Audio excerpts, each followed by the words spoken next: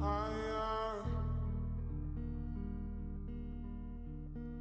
higher, saying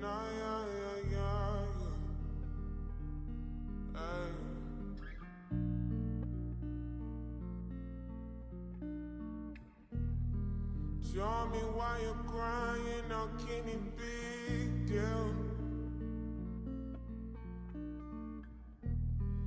When you gave me something I don't really feel, but you knew that already. When I found you on the ground, you were jogging.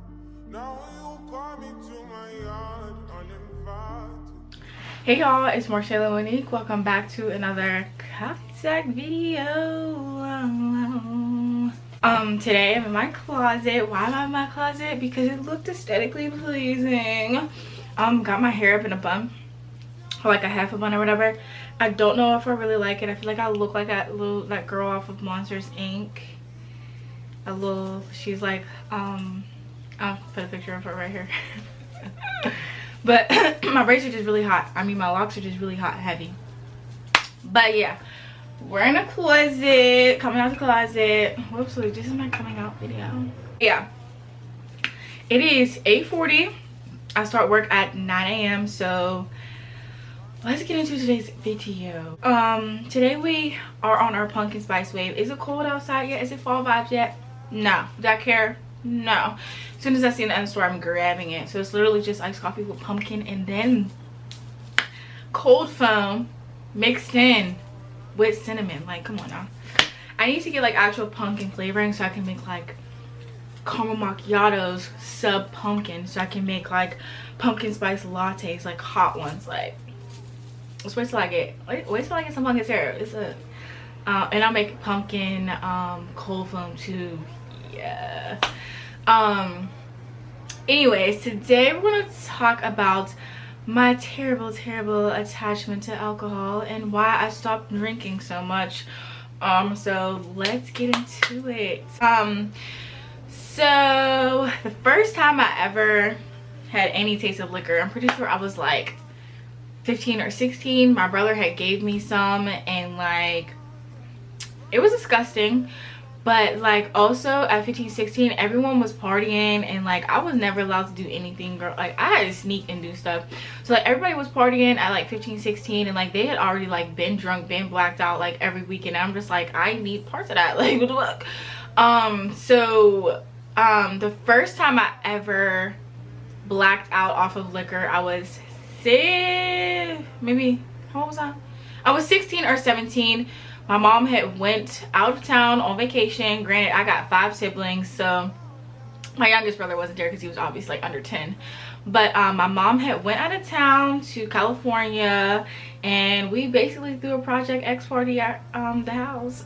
And my mom didn't find out until like 2 years later, because somebody freaking snitched. Yeah, I'm still on your heels about it. So yeah, that was the first time I ever blacked out. Luckily I was around like family and stuff like that, but like when it happened, like I completely lost control of my entire self. Like I lost control of myself. But I'm like, I want to do this again. But like I felt like everybody needed a blackout moment, and like in order to like be able to have a good relationship with alcohol. I don't know, I felt like that time of me blacking out just made me like this stone cold hard drinker, and I was, and I still am. Also, quick disclaimer, this does not mean that I will never drink again. This just means that I'm going to be drinking more wisely. At the end of the day, I'm always down for a good time. I'm always down for shots. I'm always down, but with more structure and different environments. Like, bruh, I can't keep blacking out on Tuesdays and Wednesdays at 25. It's just not cute. But yeah, so that happened, and then from there it was crazy. From like 17 to 19, I drank a lot. I feel like I smoked more than I drank, but like my attachment to alcohol just became stronger and stronger and stronger. I would do anything I needed, not anything, but like I would always make sure that like I was able to get a bottle. And like it's so crazy because like I remember having hotel parties and like we'd be blacking out in the hotels, and like other people have hotel parties and we'd be blacking out in hotel parties, and like it was fun. It was a good time. I'm not gonna say that it was a bad time. And then I transitioned into college, and of course a big part of college culture is alcohol. I was 21 before anyone else, solely because like I transferred from a community college to the university. So my first, like maybe first 1 or 2 semesters there, I wasn't 21. No, actually my first semester I wasn't 21 yet. That first semester started in August of 2017. I turned 21 in August of 2017. I mean November of 2017. So yeah, for those first few months, like we did what we need to do to get wait, when did I turn 21? Hold on, I turned 21 in 2018.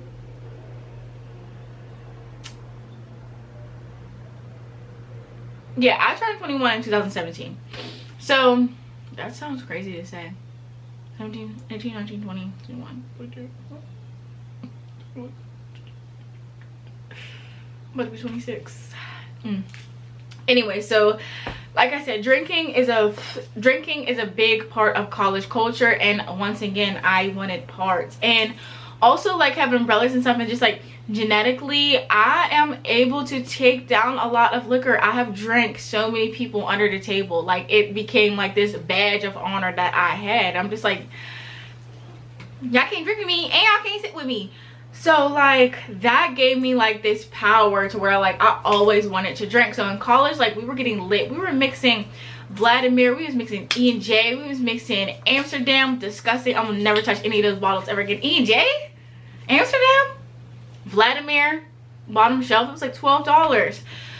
So every single weekend, blacking out every single weekend, all throughout college. And granted, it's not like I failed out or anything like that, like no, but I felt like the friendships that I had, as I mentioned in my previous video, really just stood on alcohol. It's what we always wanted to do. It was like, that's how we communicate. We loosened up whenever we drank alcohol, and it just turned us into these different people. The power of alcohol is actually pretty freaking scary, because like you just morph into this different confident person, rich person, good looking person. Like you just morph into someone that is just like not who you are whenever you're sober. And then sometimes I wonder, like a lot of people are able to be their authentic selves whenever they drink alcohol, but I'm like, is this who you really are? Like, you know what I mean? Or like you get drunk and you get angry. It just like, you never really know. Whatever level you're on, like you don't know what the outcome is going to be. Maybe you're going to do something. I've woke up places and I've had no idea how I've gotten there. Because when I'm drunk, I'm like, yeah, like I'm down for whatever.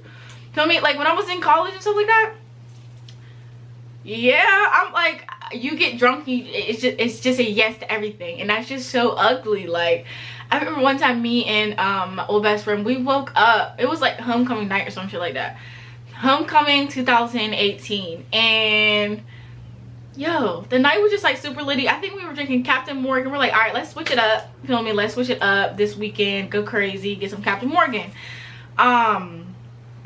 We wake up and we're like, where the fuck are we? Luckily we were like both at the same place, so like we woke up and I looked at her, she looked at me and said, whose house is this? Like nothing crazy happened, nothing bad happened, but just like, what the fuck, like how did we get here? It was an after party that we had fell asleep at, so I'm just like, yeah. So again, continued on drinking. We would have parties, crazy parties, we would black out, like, but I would always wake up the next day and go to class. But being that the pandemic happened and stuff like that, and like my transition out of college into the real world was pretty difficult. So when I came back to my hometown, like after graduating, I still wanted to party. So all through 2020 and 2021, drinking. I don't even want to know how much money I've spent on alcohol. Like I just like truly don't want to know, because I know it's like some absurd amount. And that's one thing that like started to piss me off with how much I drink, is like I'm a friendly person and I like to treat people. So when I go out and I got friends with me, I'm buying not only myself shots, I'm buying my friend shots. But I've been out with friends who like didn't return the favor, so it's just like always me spending money. Then my friends are thinking, oh, like this is the friend with money. No, I'm just a generous person. So had to stop doing that. But come home from weekends and like my bank account, I've spent $400 from Friday, Saturday to Sunday. That's just ridiculous. Like, especially when I have like bills and responsibilities and stuff like that. And like just the party scene, and like especially in Pittsburgh, like Carson Street, for example, for the greatest example, yo, that is a place that you can, and y'all probably have it in y'all cities, like a strip of bars that like everybody goes to. You can really get wrapped up and sucked up into this like a portal of just like wanting to go there and always thinking about it and always wanting to spend money and always want to be seen and wanting to be in the mix and stuff like that. That's what I wanted. And like 2020 and 2021, like I wanted to be in the mix so bad. And like granted, like I was still young. What was I, like 23, 24, 25? Like I wanted to be in the mix so bad, like stand out there looking like a piece of meat, and it's just like not it anymore for me. And I realized that like even with drinking, it's made my immune system very, very, very weak to where I can't fight off certain stuff. Alcohol alcohol will literally make you prone to sickness. I've had alcohol poisoning more than once. Like I get sick very easily, like, and my body just can't fight it off. The alcohol has taken away all the nutrients that my body needs. So it's like, yes, I am still going to drink, but I'm not going to be drinking as much as I used to. Like, looking back, it's just so ugly. And I have so many memories in my phone that I like literally don't even remember. And like just the power that alcohol does to us. So like I said, like it just turns us into these different people and morphs us into someone completely different. It's like, yo, why do we want something like this to have this much power over us in our lives? And like sometimes people need alcohol to even function, and that's bonkers to me. I will always say, like, if it ever becomes a situation where like I feel like I wake up and I need to drink alcohol, that's when I like tone it down. But like that's really just me just making excuses for myself, because it's like, yo, you can tone it down now. Like you don't need to turn up all the damn time. Granted, I'm a lit person, I'm gonna always be lit, like I said, but the environment has to change, the consumption has to change, and the amount of money that I spend on it has to change. And it's just like, yo, I have these health issues going on now. It's really making me look at things in like this completely different perspective. So it's like people may assume that I stopped drinking for other reasons. By all means, if that's what you want to believe, go ahead. You're entitled to your own opinion. But in all reality, I realized the grip that it had on me and my life. And literally my friend Malik just told me, he told me how proud of me he is, because he knew like my attachment to alcohol was like I was cuffed against a bottle at all times. Like I've always had a bottle of alcohol on top of my fridge, maybe one, maybe two. Like, and I haven't had that lately at all, because it being up there on the fridge would tempt me to want to drink in the middle of the week because I was stressed out. But now it's like, just deal with it. Like, it's okay. Like, you're going to be stressed out, but anytime you get stressed out, you don't need to reach for a drink. You don't need to reach for something to smoke. Like just deal with it. Like, and it's sad because a lot of people in my family like have alcohol issues, and like I look at that and I see their ages and I'm just like, yo, I don't want to be like this. And like it is very known and aware in my family that addiction is something that runs through and through on both ends, mother and father. So like I'm just like, I don't want to be that. And then I seen, looking back at my attachment onto it, I'm just like, yo, I'm falling right into that pattern. So like I said, I'm not going to get rid of alcohol. I'm not on here to even preach and tell y'all like I'm drinking, like I'm clean, like all that type of stuff, like, because I just know simply that's just not me. But more structure to me and my relationship with alcohol is definitely coming. Like I'm always down for, I'll be down for a happy hour, I'll be down to go out for a weekend, but you will not see me out every single weekend. You will not see me on Carson Street blacked out, not knowing where I'm at. Literally, it's sad because I remember one time I got left on Carson Street by myself.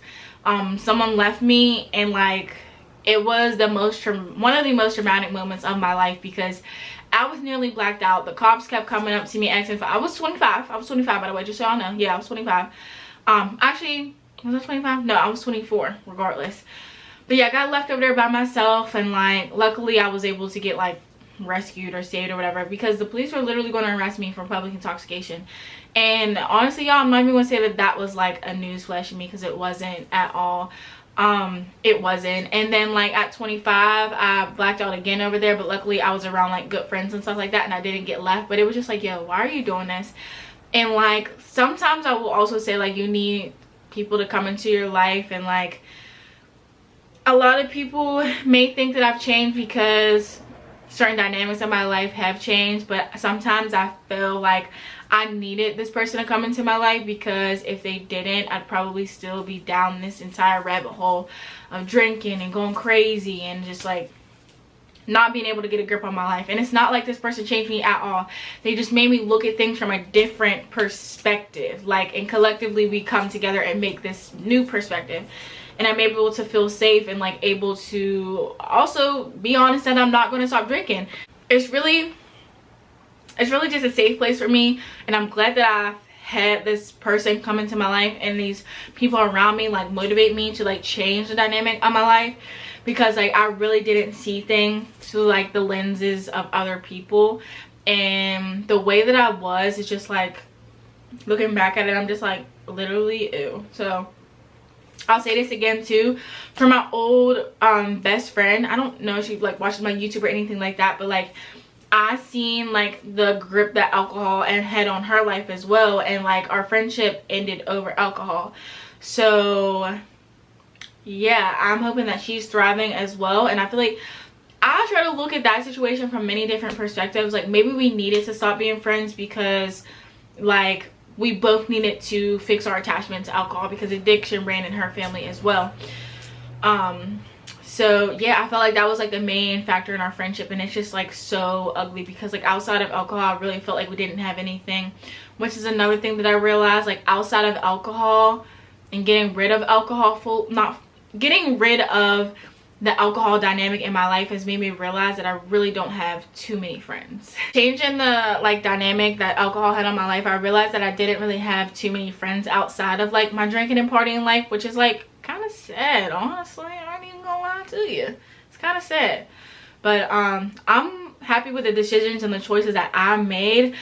You will definitely still see me out, but you will see me drinking in fancy 5-star restaurants. Okay, I'm a dive bar type of girl. You will not see me on Carson Street. You may see me on North Shore, but like y'all, it had to change. It had to change. But it's all about evolving and leveling up in life, and I feel like without alcohol in my life, I've been able to accomplish so many different things. I've been able to work more on my craft here and been able to not wake up sluggish and like miserable and like working with hangovers. Like that is the greatest thing, like the hangovers like don't happen. So I'm thankful for the choice that I made. I feel like I made the best choice for me. Thankful for the people in my life who have backed me up with this and not judged me for wanting to change my party life, because I feel like some have. Solely because like that was what I was known for. I'm the girl that's like always out, Marshayla Monique, always out, drunk, always out, buying shots, da da da da. But it's time to set the foundation for my future and for my future family. So that's just what it is, girl. But thank y'all for tuning in to another video. It is 8:57 a.m. so I do have to go to work. I ended this on perfect timing. So the quote of the week is, "This story of mine is surely messy. It is chaotic and unfinished, but I've decided I prefer that over it being unwritten." So this relates to me because I feel like my life is changing in many different ways. Some changes are not changes that I wanted, but changes that I needed to live a better lifestyle. So like I can rewrite my story a million times, and I'm gonna be rewriting my story a million times regardless of how my story went. Like I really, even the bad parts, I really don't let those define me. The bad parts of my life is where I find all of my wisdom that I'm able to give to y'all. So like I'm thankful for the process that I'm going through in life, and like there's just so much more to come. So I'm excited, I'm nervous, but like I know that like God got me, my family got me, and anyone who loves me got me. So I'm gonna always be good. So thank y'all for tuning in to another coffee talk video. I will see y'all next week, and I hope y'all have a great week. See you.